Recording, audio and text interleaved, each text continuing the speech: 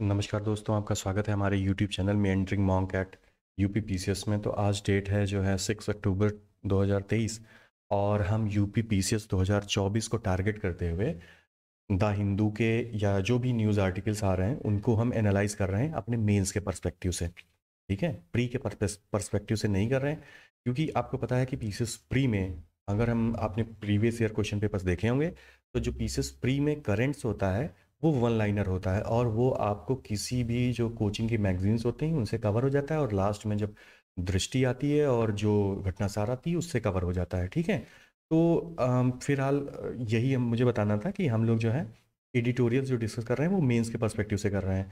पहला जो एक आर्टिकल आया हुआ है ये लोनाक लेक के बारे में। आपको पता है कि सिक्किम में कल कल हमने डिस्कस किया था कि सिक्किम में ये लेक है, इस लेक का नाम है लोनाक लेक। और ये जो है इसमें जो है वाटर ओवरफ्लो हो गया और उसकी वजह से जो है वहाँ की जो वैली थी वहाँ पर फ्लैश फ्लड आ गई। तो अगर हमारे एग्ज़ाम में फ्लैश फ्लड या क्लाइमेट चेंज से रिलेटेड कोई भी टॉपिक आता है तो उसमें हम इस लोनाक लेक का जिक्र जरूर करेंगे कि किस तरीके से जो है ग्लेशियल जो लेक्स हैं उनमें जो है फ्लड आने से ये हो सकती हैं, मतलब कि फ्लैश फ्लड्स आ सकती हैं। और बिल्कुल सेम जो है यही 2013 में जब उत्तराखंड में हुआ था तो उत्तराखंड में भी इसी वजह से वहाँ भी जो लेक्स थी, ग्लेशियर लेक थी, उसमें वाटर ओवरफ्लो हो गया था और उसकी वजह से वहाँ पर भी फ्लैश फ्लड्स आई थी और कितना डिवेस्टेटिंग उसका इफेक्ट था। ठीक है, तो हम इन दोनों का एग्जाम्पल दे सकते हैं। उसके बाद में अगला जो टॉपिक है वो ये नोबेल प्राइज लिटरेचर का जॉन फॉस को मिला हुआ है, नॉर्वे का। ये इंपॉर्टेंट, आपको पता है कि ये एग्ज़ाम प्री में आएगा, प्री के हिसाब से ही मैं बता रहा हूँ, प्री में आ सकता है ये। तो ये देखिएगा। और इन्होंने इन बात ये है कि इनको इस एक काम के लिए दिया गया है जिसका नाम है सेप्टोलॉजी।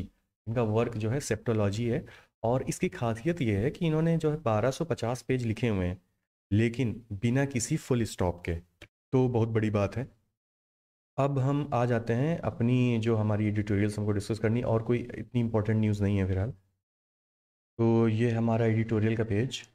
और जो भी न्यूज़ होती हैं आर्टिकल्स उनको आप और दूसरी कहीं कहीं से भी कवर कर सकते हैं, क्योंकि प्री के पर्पज़ से वो इतनी इंपॉर्टेंट नहीं है, इसलिए डिस्कस नहीं कर रहे हैं हम। ठीक है, अब इसमें जो पहला आर्टिकल है कि यहाँ पर आया हुआ है ये इक्वालिटी एंड आइडेंटिटी, ये उसी कास्ट सेंसस की ऊपर आया हुआ है कि जो बिहार में कास्ट सेंसस हुआ जिसको हम कल डिस्कस कर चुके हैं। ठीक है, तो अच्छा, इसमें समझने वाली बात क्या है, हमारे मेंस के पर्सपेक्टिव से अगर कोई भी ऐसा टॉपिक आता है जिसमें कास्ट से सेंसस से रिलेटेड आ जाए कि उसके क्या चैलेंजेस हैं, तो उस इसमें एक पॉइंट मैंने नहीं बताया था कल के डिस्कशन में कि देखिए क्या है कि जो आपको पता है इंदिरा साहनी जजमेंट 1993 के हिसाब से सुप्रीम कोर्ट की रूलिंग है कि आप 50% से ऊपर रिजर्वेशन नहीं लगा सकते, यानी कि 50% की सीलिंग है रिजर्वेशन पे, चाहे वो जॉब्स पे हो या फिर एजुकेशनल इंस्टीट्यूट पे हो।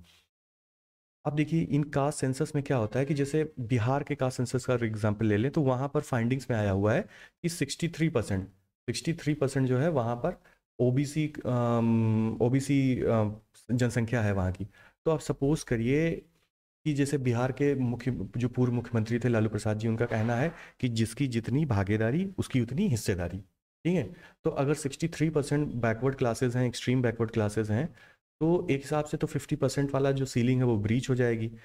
जनता कहेगी कि हमको 63% का रिजर्वेशन चाहिए। तो इस तरीके से कई सारी जो है लीगल चैलेंजेस आ जाएंगे। और इसी आर्टिकल में अगर हमको कास्ट से रिलेटेड कोई आ जाता टॉपिक तो हम उसको कैसे एंड करेंगे। एक बहुत अच्छी लाइन लिखी हुई है कि वाइल मतलब कि वे फॉरवर्ड में या फिर जब कंक्लूजन करेंगे कि while there are functional and practical advantage to knowing exact caste numbers, it is not to be forgotten that the larger goal of constitution remains the attainment of casteless society. आपको पता है कि हमारे जितने भी constitution maker थे, even उसके prior Gandhi ji थे, उसके प्रियोर जो है चाहे लाल बहादुर शास्त्री जी, सॉरी, चाहे बाल गंगाधर तिलक जी रहे हों या फिर सुभाष चंद्र बोस रहे हों या उससे पहले चले जाइए राजा राम मोहन राय, स्वामी विवेकानंद, सब ने जो है कास्टलेस सोसाइटी की बात की है। और हम मतलब कि हमारे लिए ये इम्पोर्टेंट है कि वी शुड नो कि हमारे यहाँ कितनी कास्ट हैं। बट जो है ये बिल्कुल नहीं होना चाहिए कि जो है डेवलपमेंट इसी बेसिस पे हो, कास्ट बेसिस पे डेवलपमेंट नहीं होना चाहिए। तो इस चीज़ को हम अपने आंसर में डाल सकते हैं। अगला टॉपिक हम देख लेते हैं। एक ये छोटा सा टॉपिक इसको हम देख लेते हैं कि हम अपने आंसर्स में कैसे यूज़ कर सकते हैं इसको। देखिए ये टॉपिक है नेशनल यूनिटी के बारे में।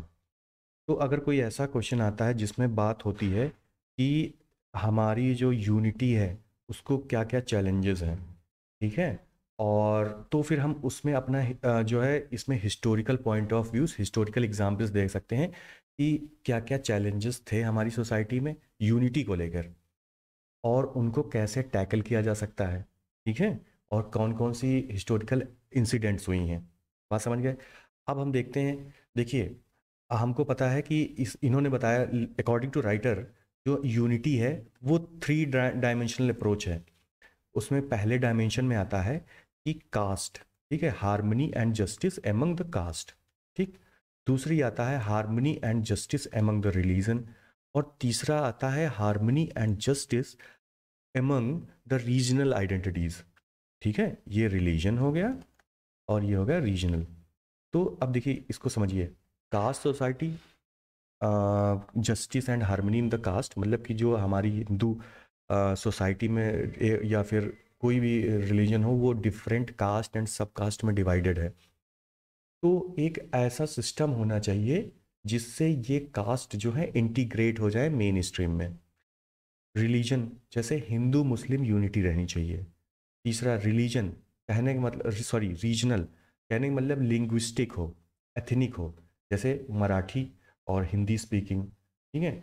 और Marathi as a culture, Marathi as a ethnic group, और Hindu northern as a ethnic group, south Dravidian as a ethnic group, north Indian as a ethnic group, ठीक है। तो ये तीन डायमेंशंस हैं जिनके बीच में, जिनमें हमेशा हार्मनी होनी चाहिए।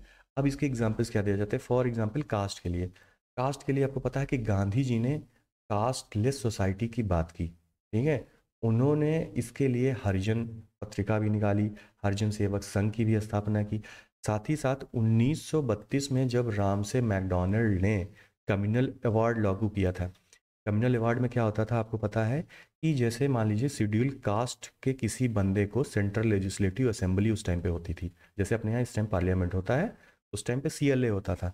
तो अगर किसी शेड्यूल्ड कास्ट के बंदे को सीएलए में जाना है तो उसका जो सिलेक्शन है या उसका इलेक्शन है, उसका इलेक्शन सिर्फ शेड्यूल्ड कास्ट के बंदे ही कर पाएंगे। तो ये था रामसे मैकडॉनल्ड का कम्युनल अवार्ड। तो इससे अंबेडकर जी तो खुश थे, लेकिन गांधी जी समझ रहे थे कि इससे जो है हमारे देश की यूनिटी पर बहुत बड़ा असर पड़ेगा। हमारे देश ऑलरेडी इतना फ्रैगमेंटेड है, और ज़्यादा फ्रैगमेंटेड हो जाएगा कास्ट के बेसिस पर। और जो उनका एक आइडिया था कि सारे कास्ट जो है एक एक में मिल जाएं, एक यूनिट रूप में रहें, तो वो सपना नहीं पूरा जा। इसके लिए उन्होंने फिर अंबेडकर के साथ में पूना पैक्ट भी साइन किया था, आपको पता है। तो देखिए कास्ट को जो है यूनिफाइड करने के लिए गांधी जी के क्या एफर्ट्स थे, ये हमने देख लिया। उसके बाद में हिंदू और मुस्लिम यूनिटी के लिए, दो रिलीजन की यूनिटी के लिए गांधी जी ने खिलाफत मूवमेंट में भी पार्टिसिपेट किया था। खिलाफत मूवमेंट आपको पता है कि जब जो टर्की के खलीफा थे उनको ब्रिटिश के द्वारा जो है हटा दिया गया था, तो उसके उसके विरोध में पूरे वर्ल्ड के जो मुस्लिम्स थे उन्होंने ब्रिटिश के अगेंस्ट में प्रोटेस्ट किया था, ठीक है। उसी में मुस्लिम्स ने, इंडिया के मुस्लिम्स ने, जिसमें शौकत अली और मोहम्मद अली, कौन था वो, शौकत अली, हाँ मोहम्मद अली थे, अली ब्रदर्स थे, उन लोगों ने जो है गांधी जी को अपना लीडर चुना था। अब देखिए गांधी जी इसी में कहते हैं, यहाँ पर ये आप देखिएगा कि there are two things to which I am devoting my life, permanent unity between Hindus and Muslims and satyagraha. तो हम अगर किसी यूनिटी पर ऐसा टॉपिक आए या फिर रिलीजियस यूनिटी पर आए, तो हम उसमें ये भी बता सकते हैं कि गांधी जी भी कहते हैं कि there are two things which I am devoted in my life. पहली बात तो permanent unity between Hindus and Muslims and satyagraha. Satyagraha उनका method of agitation, method of revolution था अगेंस्ट ब्रिटिश शासन, ठीक है। तो ये हम कह सकते हैं। अब देखिए तीसरा क्या आता है? तीसरा आता है रीजनल आइडेंटिटी की बात होती है जिसमें हार्मनी होनी चाहिए। तो देखिए जब क्या हुआ, जब हमारा कॉन्स्टिट्यूशन बन रहा था तो कॉन्स्टिट्यूशनल डिबेट में जो है हिंदी स्पीकिंग जो लोग थे, हिंदी वो चाहते थे। गांधी जी भी देखिए हिंदी स्पीकिंग थे एकदम फ्रेंकली, बताया जाए, और गांधी जी भी चाहते थे कि Hindi as a national language बने। साथ ही साथ हमारे कॉन्स्टिट्यूशनल जो मेकर्स थे वो भी हिंदी आइडेंटिटी को लेकर काफ़ी एक्साइटेड थे। लेकिन जो साउथ इंडियन लीडर्स थे वो नहीं चाहते थे कि हिंदी, और वो इस चीज़ से डरते भी थे कि उनके ऊपर ये हिंदी वाला कल्चर कहीं थोपा ना जाए। तो इसको लेके देखिए टीटी कृष्णमाचारी जो है कॉन्स्टिट्यूशन असेंबली में क्या कहते हैं कि it is up to my friends in Uttar Pradesh to have a whole India, it is up to them to have a Hindi India, the choice is theirs. अब देखिए ये एक सरकास्टिक है, जब वो फ्रस्ट्रेट हो गए होंगे कृष्णामाचारी जी, टीटी कृष्णामाचारी जी जब फ्रस्ट्रेट हो गए होंगे कि यह देख रहे होंगे कि जितने, क्योंकि देखिए उत्तर प्रदेश के बारे में उन्होंने क्यों बोला माय फ्रेंड्स इन उत्तर प्रदेश, क्योंकि उत्तर प्रदेश से ज़्यादा मेंबर सेलेक्ट होते हैं, उनकी जो है डोमिनेंस रहती है सेंट्रल लेजिस्लेटिव असेंबली में या फिर पार्लियामेंट में। तो उन्होंने बोला था कि इसलिए वो फ्रस्ट्रेट होकर उन्होंने बोला कि आप चाहिए तो आप भी अपना पूरा इंडिया ही ले लीजिए, हिंदी हिंदी हिंदी इंडिया ले लीजिए पूरा। तो इस चीज़ को फिर जब देखा गया कि नहीं बड़ा प्रेशर बन रहा है, तो फिर हिंदी को एज अ नेशनल लैंग्वेज बनाने में डिले किया गया 15 साल तक के लिए। ठीक है, फिर उसके बाद में इंडेफिनेटली उसको टाल दिया गया। दूसरी चीज़, ये तो हो गई रीजनल, एक रीजनल एथनिक में जब जम्मू कश्मीर के लोग अपनी स्पेशल जियोग्राफी और डेमोग्राफी को लेके कंसर्न थे कि उनको जो है उनके यहाँ अगर वो हमारे नेशनल में घुल मिल जाएंगे तो उनकी जो आइडेंटिटी वो लॉस हो जाएगी, तो उसके लिए गवर्नमेंट ने 370 भी लागू किया। उसके बाद में 6 शेड्यूल भी लाया गया कि जो ट्राइबल डिस्ट्रिक्ट्स हैं स्टेट्स में, उन ट्राइबल डिस्ट्रिक्ट्स को स्पेशल कुछ राइट्स दिए गए हैं। ठीक है, उनमें जो नॉर्मल लॉज होते हैं गवर्नमेंट के वो लागू नहीं होते हैं 6 शेड्यूल में। तभी तो आप लोग देख रहे होंगे कि इस समय लद्दाख जो है वो 6 शेड्यूल में शामिल होने की मांग कर रहा है। 6 शेड्यूल में शामिल होने से लद्दाख का क्या फ़ायदा हो जाएगा कि बहुत सारी चीज़ें हैं, जैसे लैंड को कोई भी नहीं खरीद सकता है, ठीक है, बाहर से जाके कोई भी बिजनेस नहीं सेटअप कर सकता है ऐसे ही जाके, तो एक काइंड ऑफ एक्सप्लॉइटेशन नहीं होगा, और जो है उनकी डेमोग्राफी में चेंजेस नहीं होंगे। उसके साथ ही साथ इस रीजनल आइडेंटिटी को मेंटेन करने के लिए, इसमें हार्मनी लाने के लिए क्या किया गया, जो लोकसभा में जो रीडिस्ट्रीब्यूशन ऑफ सीट्स थी, आपको पता है इसकी बात हम कल कर चुके हैं और इसकी बात लगातार हो भी रही है कि जो सीट्स थी लोकसभा में प्रत्येक रीजन से, उनको जो है लिमिट कर दिया गया है। ये नहीं कि वो जो है मतलब कि रीजन के हिसाब से किसी रीजन को कहने का मतलब नुकसान हो, क्योंकि भाई जैसे जैसे पॉपुलेशन बढ़ रही है, आपको पता है साउथ की पॉपुलेशन घट रही, नॉर्थ की बढ़ रही है, तो इससे जो है साउथ को नुकसान हो सकता है, तो इसलिए इसको मेंटेन करने के लिए ऐसा किया गया है।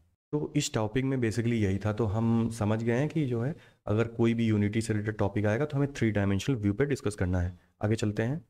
ये GS2 का हेल्थ रिलेटेड टॉपिक है। हम इसमें एक फिगर पहले ये दे सकते हैं कि देखिए ये डायबिटिक के बारे में, डायबिटिक पेशेंट के बारे में है। तो एक फिगर ये है कि करीब 11% जो भारतीय हैं वो जो है डायबिटिक डायग्नोस्ड हैं, और 15% जो भारतीय हैं वो प्री डायबिटिक हैं। तो कुल मिला के कितना हो गया, करीब 25% तो डायबिटिक पेशेंट्स ही हैं इंडिया में। ठीक है, और उसके बाद में जो ओबीस हैं, यानी कि जिन मोटापा जिसको कहते हैं, 28% लोग, यानी कि अप्रॉक्सीमेट मान लीजिए 28%, 30% मान लीजिए, तो 30% लोग मोटापे का शिकार हैं। तो ये प्रॉब्लम्स क्यों हो रही हैं, तो अगर कोई भी टॉपिक आता है जो हेल्थ रिलेटेड है, तो हेल्थ रिलेटेड इश्यूज़ में इसको एक बहुत अच्छे तरीके से हम लिख सकते हैं कि अल्ट्रा प्रोसेस्ड फूड जो है वो हेल्थ में डायबिटिक कंडीशन, हार्ट कंडीशन और ओबीस को जो है वो प्रमोट कर रहा है। अब किस तरीके से प्रमोट कर रहा है, अल्ट्रा प्रोसेस्ड फूड क्या होता है, अल्ट्रा प्रोसेस्ड फूड का मतलब होता है कि देखिए किसी भी फूड का जो है एक पर्टिकुलर स्ट्रक्चर होता है। ठीक है, उसमें प्रोटीन्स हैं, कार्बोहाइड्रेट्स हैं, कितने मात्रा में उसमें शुगर है, कितने मात्रा में उसमें सॉल्ट है, या क्या क्या मिनरल्स हैं। तो जब आप प्रोसेस्ड फूड को करते हैं, ठीक है, तो उसके आप स्ट्रक्चर को चेंज कर देते हैं और उसमें कुछ कॉस्मेटिक एडिटिव्स ऐड कर देते हैं। ठीक है, जैसे हम देखते हैं, जैसे आप मान लीजिए कि आप नूडल्स, चाउमीन खाते हैं, बर्गर खाते हैं, ठीक है, और क्या करते हैं, कुकीज़ बनाई जाती हैं, carbonated drinks, chips, fruit flavoured drinks, pizza मिलता है और स्वीटेंड योगर्ट मिलता है। तो देखिए ये एक तो ये बात हो गई, ठीक है, आपने प्रोडक्ट बनाया, उसके बाद में इसमें कॉस्मेटिक एडिटिव्स का मतलब उसको सजाने के लिए जैसे चेरी डाल दी गई, ठीक है, उसमें क्रीम ऊपर से लगा दिया गया। जो भी हमारी जो बेकरी शॉप्स पे जो भी वो मिलता है, क्या बोलते हैं, केक, ठीक है, तो उन उनसे अब देखिए उससे नुकसान क्या है। पहली चीज़ तो ये है कि उसमें इतनी ज़्यादा मात्रा में शुगर, सॉल्ट, ये सब है, ठीक है, और उससे तो हमारी बॉडी को नुकसान हो ही रहा है। दूसरी चीज़, चूंकि वो टेस्टी हो जाते हैं तो उससे हम उनका कंजप्शन ज़्यादा कर रहे हैं। तो ये दो एंगल हो गए। पहली तो बात कि उसमें जो है कंटेंट ज़्यादा है जो हमारी बॉडी के लिए हार्मफुल है। तीसरी चीज़, दूसरी चीज़, उससे उसको हम ज़्यादा खा रहे हैं तो हमारे अंदर ओबीस यानी कि मोटापा भी बढ़ रहा है।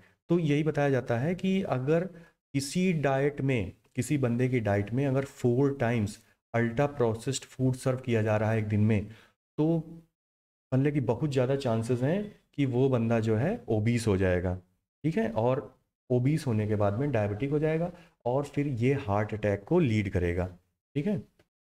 उसके बाद में लेखक क्या बताते हैं कि ये जो फूड इंडस्ट्रीज़ हैं ये क्या खेल कर रही हैं।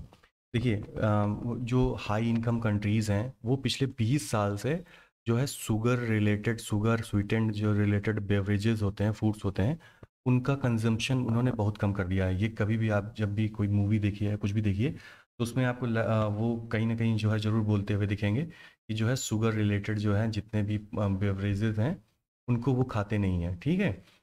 अब ये सिस्टम क्या किया है फूड प्रोसेसिंग कंपनीज ने, वो अब लो इनकम कंट्रीज में आ गई हैं, ठीक है, जहाँ पर अभी मिडिल क्लास जो है ग्रो हो रहा है, मिडिल क्लास ने स्पेंड करना स्टार्ट किया है। तो वो क्या करते हैं, वो मार्केटिंग के थ्रू, एडवर्टीजमेंट के थ्रू और बिलियंस ऑफ रुपीस उसमें इन्वेस्ट करते हैं, ठीक है, जो सेलिब्रिटीज़ होते हैं उनको इंक्लूड करते हैं। साथ ही साथ वो जो ये जो अल्ट्रा प्रोसेस्ड फूड की बात हो रही थी उसको जो है वो कार्टून्स में भी दिखाते हैं ताकि वो यंगर जनरेशन में इस फूड कल्चर को इनकलकेट कर सकें। तो देखिए ये कितना नुकसानदेह है हमारी हेल्थ के लिए। अब एक बार अगर आप उसका कंजप्शन स्टार्ट करते रहे हैं तो उसके इफ़ेक्ट को नलीफाई करने के लिए अच्छा खासा टाइम मिल जाता है, मतलब कि टाइम लग जाता है। और फिर अगर आप नहीं उस चीज़ को कम कर रहे हैं जो अल्ट्रा प्रोसेस्ड फूड है या जो ऐसा फूड है जो शुगर स्वीटेंड है, सॉल्टी है, तो उससे जो है हेल्थ कंसर्न्स बहुत ज़्यादा बढ़ जाएंगे, आप हेल्थ के प्रोन हो जाएंगे डिजीज़ के, ठीक है। अब उसी की बात होती कि जो ये फूड इंडस्ट्री है उसके बाद में ये लोग जो है क्या करते हैं कि ईट राइट कैंपेन और फिर गुड हैबिट्स फूड की इस तरीके के कैंपेन्स में भी शामिल होते हैं, मतलब कि दिखावा भी करते हैं कि देखिए हम एक अच्छा काम भी कर रहे हैं लोगों को। और ये भी बताते हैं, दो चीज़ें बताते हैं। पहली बात तो ये बताते हैं कि हाँ हेल्दी फूड वाले में जो पार्टिसिपेट कर रहे हैं। दूसरी चीज़ ये क्या बताते हैं कि जो जो फूड इंडस्ट्री है वो कैपिटलाइज हो रही है, वो ग्रोथ हो रही है, उससे इकोनॉमी डेवलप हो रही है। तो इस तरीके के जो है बहुत सारे जो है आर्गूमेंट्स करते हैं। अब देखिए एफएसएसआई भी कुछ बोल नहीं पा रहा है, मतलब कि कहने का मतलब एफएसएसआई जो है वो भी इन फूड इंडस्ट्रीज के आगे जो है नतमस्तक है। अब एफएसएसआई को करना क्या चाहिए, हालांकि इससे पहले एफएसएसआई ने बोला हुआ है, फूड क्या होता है FSSI, food safety standard authority of India, FSSAI, ठीक है। इसने बोला हुआ है ये जो फूड प्रोसेसिंग कंपनीज हैं कि आप जो है अपने प्रोडक्ट पर फ्रंट अप लेबलिंग करिए, फ्रंट ऑफ पैकेजिंग लेबलिंग करिए, यानी कि उसमें लिखिए कि कितना कंटेंट शुगर का है, कितना कंटेंट सॉल्ट का है, कौन से एडिटिव्स मिलाए गए हैं, कौन से कॉस्मेटिक्स मिलाए गए हैं, ठीक है। तो जिससे लोगों को जानकारी रहे, मतलब कि फिर वो चॉइस उनकी है, चॉइस की वो उसको खाते हैं कि नहीं खाते हैं, ठीक है। तो एक अनअवेयरनेस भी बहुत बड़ा फैक्टर है हमारे यहाँ। तो एक तो हो गई लेबलिंग।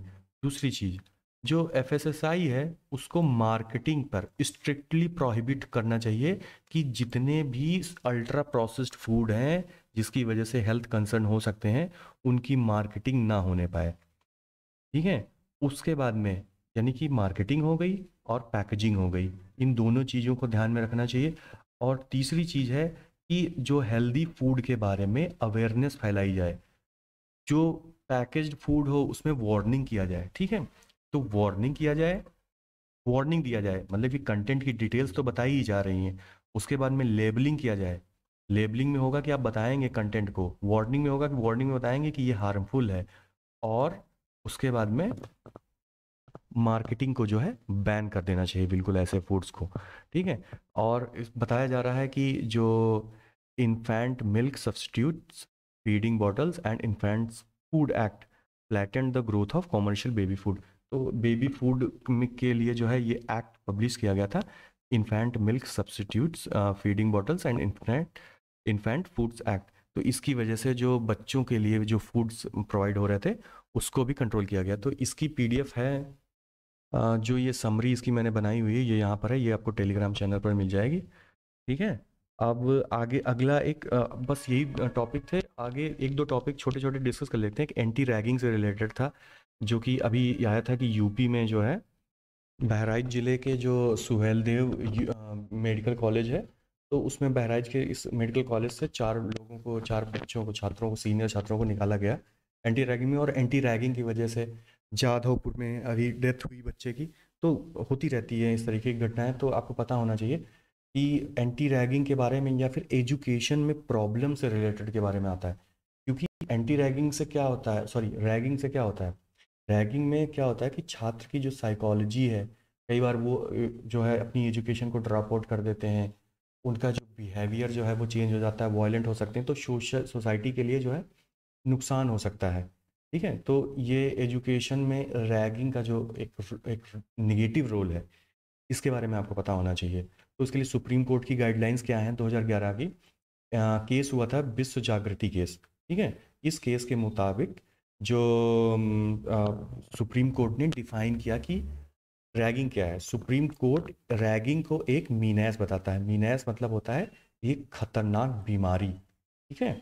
एक खतरनाक मीनैस, हाँ प्रॉब्लम, मीनैस का मतलब खतरनाक बीमारी, प्रॉब्लम होता है। तो उन्होंने कहा, जो सुप्रीम कोर्ट ने कहा, जो रैगिंग है वो a menace pervading the education institute in country. Country के एजुकेशनल इंस्टीट्यूट्स में एक बीमारी है जो पकड़ रही है, ठीक है, बढ़ रही है। रैगिंग को डिफाइन किया, any disorderly conduct by words spoken, written और बाय एक्ट, ठीक है, which has effect of causing annoyance, hardship और साइकोलॉजिकल हार्म, शेम और एम्बेरसमेंट इन अ फ्रेशर और जूनियर स्टूडेंट। ठीक है। वैसे ऐसा कुछ लिखने को आएगा नहीं, लेकिन फिर भी पता होना चाहिए कि किसी तरीके का डिसऑर्डरली कंडक्ट हो जिसकी वजह से किसी बंदे को कोई हार्डशिप हो, साइकोलॉजिकल डिस्टर्ब हो। ठीक है। अच्छा, इसका कॉज क्या होता है रैगिंग का, कि सैडिस्टिक प्लेजर, मतलब कि सैडिस्टिक हो मतलब होता है कि किसी दूसरे को पेन देके आपको खुशी मिले। ठीक है। तो उसको सैडिस्टिक, वो सैडिस्टिक भी होता है। तो सैडिस्टिक प्लेजर के लिए, शो ऑफ करने के लिए, अपनी पावर अथॉरिटी को दिखाने के लिए, तो रिकमेंडेशन क्या थी सुप्रीम कोर्ट की। सुप्रीम कोर्ट ने बोला होता है कि एक प्रॉक्टोरल जो है कमेटी बनाई जाए हर एक स्कूल में, जो कि रैगिंग को इंटरनली उसकी जो कंप्लेंट्स हो उसको जो है देखे, और अगर वो अनमैनेजेबल हो जाए तो उनको पुलिस को रिपोर्ट करें। तो ये दो चीज़ें आपको याद होनी चाहिए कि 2001 में सुप्रीम कोर्ट ने विश्व विश्व जागृति मिशन केस के अंतर्गत ये बोला था। उसके बाद में एक आर के राघवन कमेटी है, ये कमेटी का नाम पता होना चाहिए कि आर के राघवन कमेटी सुप्रीम कोर्ट ने 2009 में सेटअप करवाई थी। तो अगर सन नहीं भी याद रहता तब भी ठीक, लेकिन राघव जी हैं, तो राघवन कमेटी याद रखिएगा कि राघवन कमेटी ने, फिर राघवन कमेटी की जो रिकमेंडेशन थी उसको यूजीसी ने अप्लाई किया। और उसके लिए क्या होता था कि जो इंस्टीट्यूट है उसको जो है पब्लिकली ऐसे एडवर्टीजमेंट्स या ऐसे बैनर्स लगाएं जिससे ये पता चले कि इंस्टीट्यूट में जो है रैगिंग को प्रिवेंट किया जा रहा है, और हर एक स्टूडेंट से एक अंडरटेकिंग ली जाए, एक प्रॉमिस लिया जाए कि वो बंदा रैगिंग नहीं करेगा। इसके लिए जो स्टैम्प पेपर होते हैं उस पर जो है लिखवाया जाता है। जितने लोग कॉलेज जाते होंगे, सेकेंड ईयर थर्ड ईयर के स्टूडेंट्स होंगे, तो उनसे जो है एक स्टैम्प पेपर पर लिखवाया जाता है कि आप किसी भी तरीके के, you are fully aware of कि जो है रैगिंग नहीं करनी है, अगर आप रैगिंग करेंगे तो आपके क्या क्या कॉन्सिक्वेंसेज होंगे। उसके बाद इंस्टीट्यूट में एक अप्रोप्रिएट कमेटी इस्टेब्लिश की जाए, और इफ़ और उस कमेटी मतलब कि, और फिर इससे क्या होगा, अप्रोप्रिएट कमेटी से वो निगरानी रखेगी। ठीक है। और अगर कोई भी बंदा गिल्टी पाया जाता है, ठीक है, तो उसको जो है एफआईआर उसके ऊपर लॉन्च की जाए। तो ये था राघवन कमेटी। तो राघवन कमेटी की क्या रिकमेंडेशन थी, राघवन कमेटी की रिकमेंडेशन थी कि भैया इंस्टीट्यूट जो है सीधे सीधे शो करे कि हाँ जो है हमको एंटी रैगिंग करवाना है, सॉरी एंटी रैगिंग जो है प्रमोट करना है, कि रैगिंग नहीं होने देनी, और स्टूडेंट से अंडरटेकिंग लेनी है, यानी कि स्टूडेंट से एक प्रॉमिस लेना है, एक लीगल प्रॉमिस लेना है स्टाम्प पेपर पर, ठीक है। और अगर कोई फिर भी गिल्टी पाया जाता है तो उसको उसके ऊपर एफआईआर होगी, ठीक है। 2001 से और इसमें राघवन कमेटी में क्या डिफरेंस है? 2001 में सुप्रीम कोर्ट ने बोला था कि अगर अनमैनेजेबल हो जाए प्रॉक्टोरल कमेटी के द्वारा कॉलेज की, तब फिर वो जाएंगे पुलिस के पास में। लेकिन इसमें क्या है कि आप अगर कोई रैगिंग कर रहा है तो भैया सीधे उसको आप भेज दीजिए, ठीक है। अब वे फॉरवर्ड में आप क्या कर सकते हैं कि भैया एंटी रैगिंग मेजर्स होने चाहिए गवर्नमेंट के द्वारा, गवर्नमेंट एक्ट्स बनाए, क्योंकि एज सच कोई एक्ट तो है नहीं, ठीक है। तो एक्ट बनाना चाहिए सेंट्रल लेवल पर। उसके बाद में भाई स्क्वाड बनाए जा सकते हैं कॉलेजेस में, ठीक है। डिजिटल रिपोर्टिंग टूल्स हो सकते हैं, डिजिटल रिपोर्टिंग टूल्स, जिससे जो है जल्दी से तुरंत जो है इंस्टेंट रियल टाइम में सूचना जो है पहुंच जाए जो भी हेड हो। और कम्युनिटी इंगेजमेंट करना चाहिए। कम्युनिटी इंगेजमेंट में किसको करना चाहिए? बच्चों को, जो स्टूडेंट्स हैं उनको जो है लेके जाना चाहिए ताकि वो कम्युनिटी वर्क करें। फॉर एग्जांपल क्लीन करें, गरीब बच्चों के साथ में कुछ टाइम बिताएं, उनकी प्रॉब्लम्स किसानों के साथ। तो क्या होगा, उनको एक सेंस ऑफ रिस्पॉन्सिबिलिटी डेवलप होगी और वो इस तरीके के काम नहीं करेंगे, ठीक है। अगला टॉपिक देख लेते हैं, पॉलिटिसाइजेशन ऑफ डायस्पोरा, मतलब कि डायस्पोरा का राजनीतिकरण, पॉलिटिसाइजेशन ऑफ डायस्पोरा।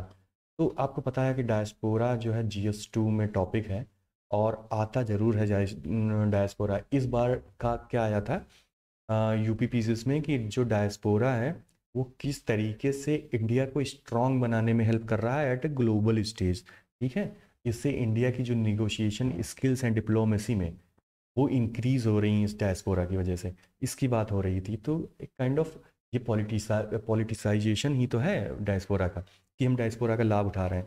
तो डायस्पोरा को लेके क्या क्या देखिए इसके एंगल थे, ये हम देखेंगे हिस्टोरिकली। सबसे पहले एंगल देख लेते हैं। तो देखिए जो है इसके 3 एंगल थे डायस्पोरा के, 3 लोगों के 3 थॉट्स थे। अब इसमें भी 3 डायमेंशनल व्यू आ गया कि एक व्यू था जिस व्यू में ये था कि जितनी भी इंपीरियल टेरिटरीज हैं, ठीक है, जितनी भी ब्रिटिश इंपीरियल टेरिटरीज हैं जहाँ पे इंडियंस रहते हैं, वहाँ से हमें कांटेक्ट बना के रखना चाहिए अच्छा सा, ताकि हम फ्यूचर में अपने इंडियंस को वहाँ और ज़्यादा से ज़्यादा बसा सकें, उनको वहाँ पर शिफ्ट कर सकें, ताकि अगर कभी ओवर पॉपुलेशन की प्रॉब्लम हो तो वो टैकल हो सके। ये व्यूज़ थे आगा खान और फिरोज शाह मेहता के, जो कि इंडियन नेशनल कांग्रेस के मेंबर्स थे। अगला एक थॉट था तेज बहादुर सप्रू, VS श्रीनिवासन शास्त्री और पुरुषोत्तम दास टंडन का। उनका एक स्टेप और आगे जाके कहना था कि जो इंडियंस जो होस्ट स्टेट में रह रहे हैं, दूसरे स्टेट्स में, दूसरी टेरिटरीज में रह रहे हैं, उनको राइट्स मिलना चाहिए वहाँ के नागरिकों के समान, वहाँ के सिटीजन्स के समान, जहाँ पर वो रह रहे हैं उनमें इक्वालिटी होनी चाहिए, उनमें जो है कोई भी डिस्क्रिमिनेशन डिफरेंशिएशन नहीं होना चाहिए। और इस चीज़ के लिए हमारी सरकार को डायरेक्टली प्रोएक्टिव रूप से उनके राइट्स के लिए लड़ना चाहिए उस कंट्रीज़ में, ठीक है। तो ये 2 व्यूज़ हो गए। तीसरा व्यूज़ था महात्मा गांधी का और पंडित जवाहरलाल नेहरू का। उनका कहना था कि भैया ये सब छोड़ो, अगर आप वहाँ रहने लगे हो कि कहीं बाहर आप वहाँ के निवासी हो गए हो, तो आप वहाँ की लॉयल्टी शो करो। रिस्ट्रेन टू डुअल लॉयल्टी, मतलब कि 2 लॉयल्टी नहीं होनी चाहिए, मतलब कि आप इंडिया के लिए भी काम कर रहे हो और वहाँ के लिए भी सोच रहे हो, ऐसा नहीं होना चाहिए, ठीक है। उन्होंने बताया कि जो जो हमारे ओवरसीज़ इंडियंस रह रहे हैं उनको इंटीग्रेट हो जाएं वो वहाँ के कल्चर से, वहाँ के लोगों के बीच में, और वो खुद फाइट करें अपने राइट्स के लिए। हमें कुछ करने की ज़रूरत नहीं। इंडिया उनका है, लेकिन इंडिया उनका किस बेसिस पे है? उनका मतलब जो ओवरसीज़ इंडियंस हैं, जो बाहर रह रहे हैं, ठीक है, जो हमारा डायस्पोरा है उसके बारे में बात हो रही। तो इंडिया उनका है, लेकिन क्यों है, कब है? सिर्फ कल्चरल और ह्यूमैनिटेरियन असिस्टेंट के लिए, मतलब कि हमारी कल्चरल टाइज हैं आपसे, इसलिए हम आपको पहचानते हैं। और अगर कभी आपके ऊपर कोई एथनिक क्लिनजिंग होने लगे, ठीक है, तो तो हम आपके लिए खड़े होंगे, लेकिन पॉलिटिकल एजेंडा आपका नहीं होना चाहिए। हम आपको अपने पॉलिटिकल एजेंडे के लिए भी यूज नहीं करेंगे। तो देखिए ये एक टॉपिक आ सकता है, क्योंकि अभी क्या है, जैसे करंट गवर्नमेंट, आपको ये लिखना नहीं है लेकिन पता होना चाहिए, जैसे करंट गवर्नमेंट है वो अपनी पॉलिटिक्स में जो है डायस्पोरा को यूज़ करती है। जैसे कई बार जब मोदी जी का वहाँ पे ट्रम्प डोनाल्ड ट्रम्प के टाइम पे जब मीट हुआ था, यूएस गए थे, ह्यूस्टन में हुआ था, कहाँ हुआ था, तो वहाँ पर जो है जब मोदी जी गए थे तब उन्होंने ट्रम्प वाले भी नारे लगवाए थे, है ना। उन्होंने कुछ ट्रम्प से रिलेटेड भी ऐसी बात बोली थी जिससे ये लग रहा था कि जो इंडियन डायस्पोरा है वो ट्रम्प को सपोर्ट करे आगे आने वाले इलेक्शंस में। तो वो पॉलिटिसाइजेशन ही तो है डायस्पोरा का, और इससे हमें दूर रहना चाहिए। तो गांधी का और जो पंडित जवाहरलाल नेहरू का व्यू था, इस चीज़ को हम लिख सकते हैं कि जो डायस्पोरा का जो कनेक्शन है वो जो है पॉलिटिकल नहीं होना चाहिए, ठीक है, वो ह्यूमैनिटेरियन और कल्चरल ही रहना चाहिए, ठीक। अच्छा, अब देख लेते हैं कि ये डायस्पोरा में कितने लोग आते हैं। तो अपने यहाँ लगभग में 25 मिलियन का डायस्पोरा है, और सेकेंड लार्जेस्ट डायस्पोरा है पूरे वर्ल्ड में, ठीक है, आफ्टर चाइना। चाइना का ही होगा सबसे बड़ा।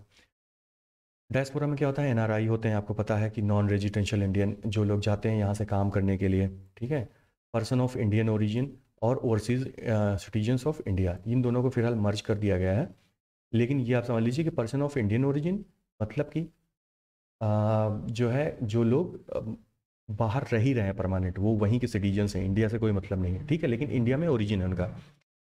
ओवरसीज सिटीजन ऑफ इंडिया मतलब कि बाहर रह रहे हैं, लेकिन जो है इंडिया ने उनको एक सिटीजनशिप दे के रखी है, उसका नाम है ओसीआई, ठीक है। और ये सिटीजनशिप एक्चुअल में सिटीजनशिप नहीं है, ये है कि आप जो है जब आपका मन करे तब आप इंडिया आइए, यानी कि मल्टीपल वीज़ा विजिट्स हैं, और आपको कुछ राइट्स हैं। फॉर एग्जांपल, आप लैंड यहाँ खरीद सकते हैं, आप बैंक अकाउंट खुलवा सकते हैं, जो भी कुछ तरीके के राइट्स होंगे। लेकिन इसका मतलब ये नहीं कि सिटीजन नहीं है। तो आप सिटीजन नहीं तो आप वोट नहीं डाल सकते हैं, वोट का राइट नहीं होगा आप, ठीक है, लेजिस्लेटिव प्रोसेस में पार्टिसिपेट नहीं कर सकते हैं, आप यहाँ की किसी जो है गवर्नमेंट पोस्ट के लिए अप्लाई नहीं कर सकते। तो इस तरीके की कुछ राइट्स होंगे, कुछ राइट्स नहीं होंगे ओसीआई में।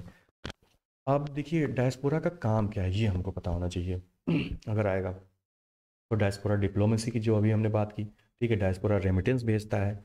उसके बाद में टेक डेवलपमेंट एंड एंटरप्रेन्योरशिप को सपोर्ट करता है। भाई जो डायस्पोरा है वो टेक्नोलॉजी भी तो इंडिया को जो है प्रमोट करता है। कल्चरल एक्सटेंशन होता है, हमारे देश का कल्चर बाहर जाता है, वहाँ हमारा सॉफ्ट पावर डेवलप होता है। तो उससे क्या होता है, लोगों को टूर, हमारे देश का टूरिज्म प्रमोट होता है, क्योंकि अगर लोग वहाँ का देखते हैं इंडियंस लोगों को, तो वो जानना चाहते हैं इंडिया के बारे में ज़्यादा। इमेज बिल्डर का काम करता है।